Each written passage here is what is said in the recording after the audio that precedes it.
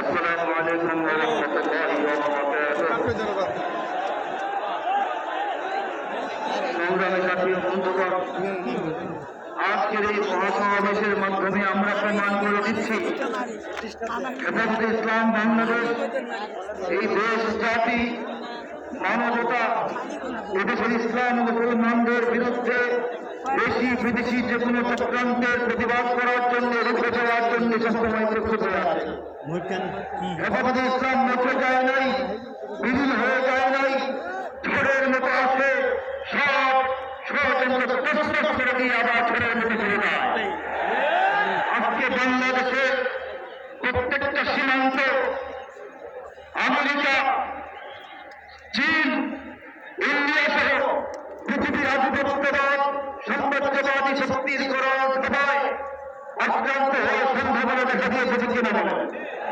হেফাজত যতদিন বাংলাদেশে আছে, এদেশের স্বাধীনতা, সার্বভৌমত্ব এবং ইসলামের নিরাপত্তা বিধানের জন্য জীবন কুরবান করার জন্য প্রস্তুত হয়ে আছে।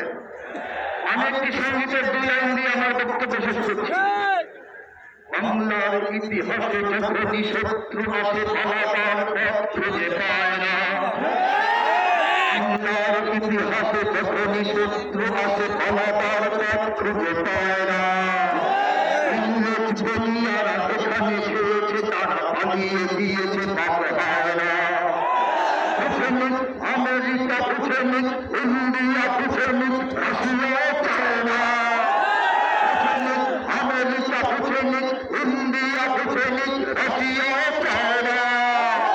জমিনের এই মাটি, ইমানের এই ঘাটি কিছুতেই কেড়ে নেওয়া যায় না।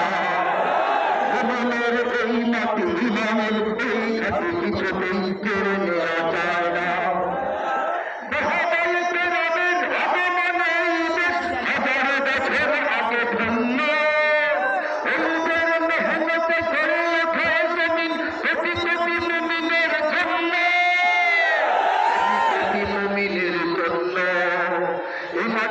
ফাঁসে ফাঁসে শহীদের খুন আছে, এ জমিন কখনো শুকায় না, এ জমিন কখনো শুকায় না, এ জমিন কখনো শুকায় না। জমিনের এই মাটি, ইমানের এই ঘাটি কিছুতেই কেড়ে নেওয়া যায় না, যায় না। জমিনের এই মাটি, ইমানের এই ঘাটি কিছুতেই কেড়ে